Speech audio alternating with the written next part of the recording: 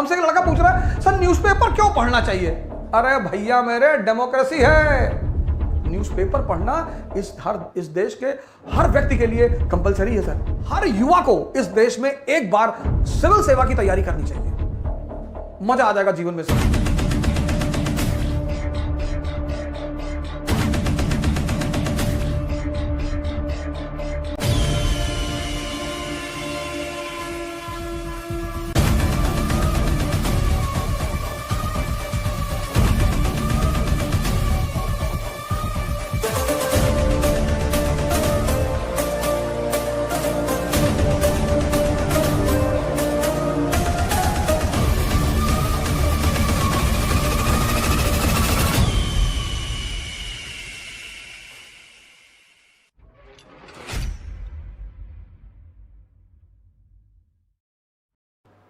हमसे एक लड़का पूछ रहा है सर न्यूज़पेपर क्यों पढ़ना चाहिए।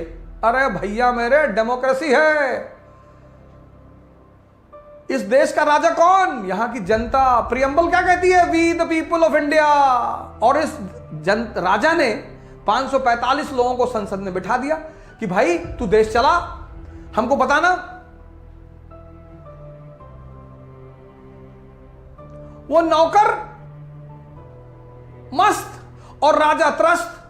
हर साल बजट आता है, इस देश की जनता जानने की कोशिश करती है, आज चिल्ला रही है अस्पताल नहीं है। तुमने पूछा कितना % जीडीपी का हेल्थ सेक्टर में खर्चा हो रहा है? तुमने कभी आंदोलन किया? तुमने किया ही नहीं पिछले 30 साल में। पिछले 30 साल में इस देश में शिक्षा को लेकर, इस देश में हेल्थ को लेकर कब आंदोलन हुआ, बताइए मुझे।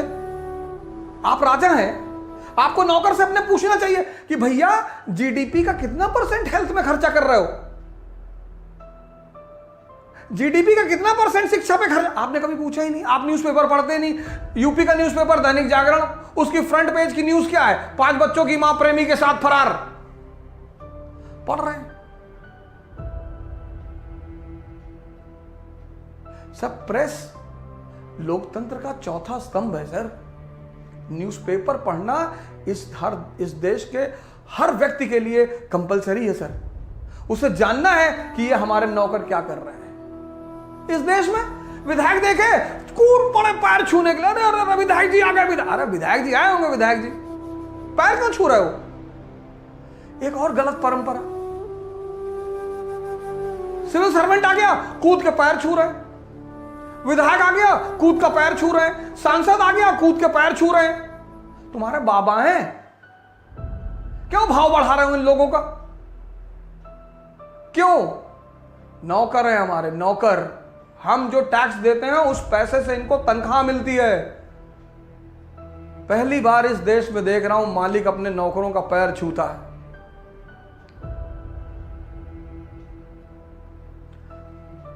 हमने इनका दिमाग खराब कर रखा है। ये जो 545 लोग आज बैठे हैं अय्याशी से ना, हमने इनका दिमाग, इनसे कोई, आपने अपने नौकर को 1 लाख रुपया दे दिया, आप उससे हिसाब ही नहीं मांग रहे, वो लुटाएगा। अब जब आप संकट में पड़े तब आपने नौकर से कहा कि 30 साल में मैंने तुम्हें 50 लाख रुपए दिए, कहां है? अरे उसने कहा मुझे क्या पता कहां है। शिक्षा का काम है दिमाग को जिंदा करना। हिंदुस्तान एकमात्र देश है पूरी दुनिया में जहां के 90% मां बाप अपने बच्चों को शिक्षा देते हैं नौकर बनाने के लिए।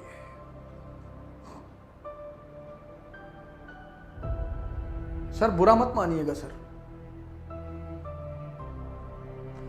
बुरा बिल्कुल मत मानिएगा। हिंदुस्तान एकमात्र देश है दुनिया का जहां के मां बाप 90% अपने बच्चों को शिक्षा का मूल कारक बताते हैं कि बेटा पढ़ोगे तभी नौकरी लगेगी। और नौकरी भी क्यों? कहते नौकरी लगेगी तभी अच्छी शादी होगी। इस देश में एजुकेशन प्लस नौकरी प्लस शादी, इसके बाहर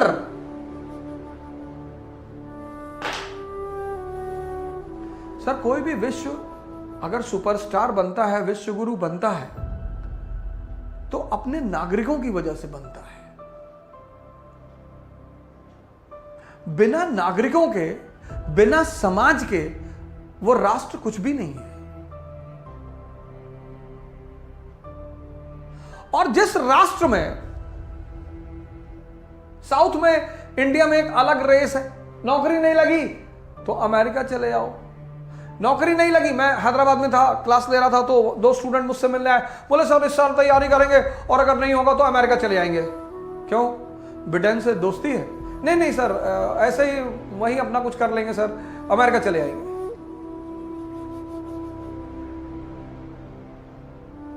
पंजाब जाओ, सर नौकरी नहीं लगेगी तो कनाडा चले जाएंगे। गुजराती यूरोप चला जाएगा। सर और जीवन में कुछ नहीं है।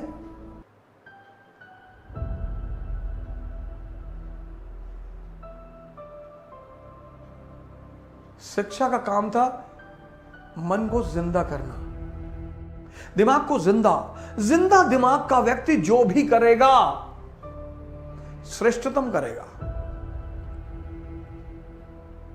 अच्छा करेगा। बहुत से लड़के मुझसे आके कहते हैं, आई हमें पूछता हूं आईएएस क्यों बनना चाहते हो? सर मेरे पापा का सपना है। तुम्हारा क्या सपना है?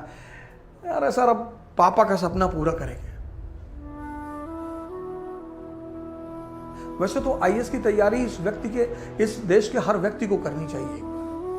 आईएएस बने ना बने वो एक अलग बात है, लेकिन हर युवा को इस देश में एक बार सिविल सेवा की तैयारी करनी चाहिए। मजा आ जाएगा जीवन में सर, उसका दृष्टिकोण बदल जाएगा, उसका देखने का नजरिया बदल जाएगा। अर्थव्यवस्था क्या होती है, अर्थशास्त्र क्या है, पॉलिटी क्या है, ज्योग्राफी क्या है, इतिहास क्यों पढ़ना चाहिए, किसी चीज को किस नजरिए से सब पता चलेगा सब उसे। शिक्षा का काम है दिमाग को जिंदा करना। कैसे जिंदा करती है वो? जब आप कोई चीज पढ़ते हैं तो मनन करना पड़ता है। इसीलिए कहते हैं अध्ययन मनन। आज का जो हमारा युवा है वो मनन करने को तैयार नहीं है।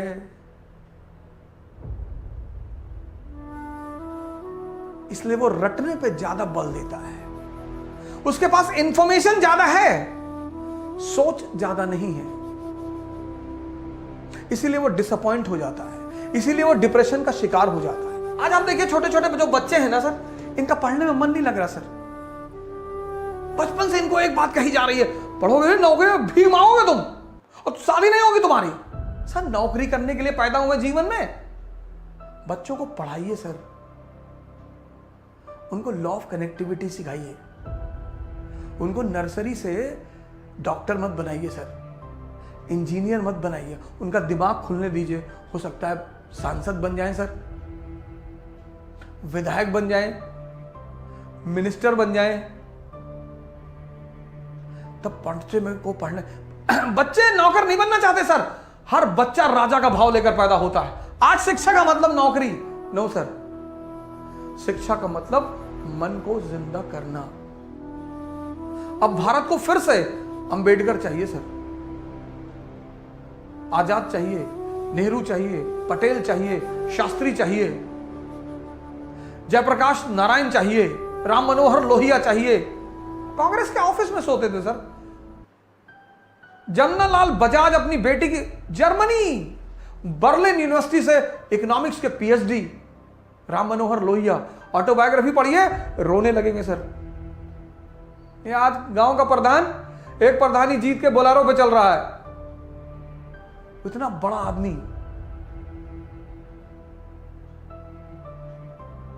उनके चाचा जी बड़े अरबपति आदमी थे, कहे आओ मेरे साथ काम करो। बोले अगर आपके साथ काम करेंगे तो आपकी सारी संपत्ति गरीबों में बांट देंगे। कहे भैया तुम आओ ही मत। कांग्रेस के दफ्तर में सोते थे सर। जिस दिन मरे राम मनोहर लोहिया, 10 रुपया था जेब में। ऐसे थे भारत के नेता, तब ये देश यहां तक पहुंचा था सर। अपनी जात का चुनिए, अपने धर्म का चुनिए, लेकिन लोहिया जैसा चुनिए, अंबेडकर जैसा चुनिए, जो वाकई में सबका भला चाहे। आप राजा हैं सर, अपना नौकर नियुक्त कर रहे हैं, अपने घर में चोर उचक्का नौकर रखेंगे। गलती आपकी थी, इसलिए आप भोग रहे थे। राम मनोहर लोहिया एक बार नेहरू जी से मिलने गए उनके आवास पे, तो आवास, नेहरू जी के आवास में एक गधा खड़ा हुआ था।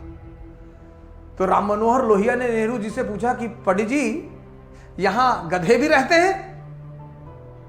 बोले रहते नहीं है, कभी कभी आ जाते हैं।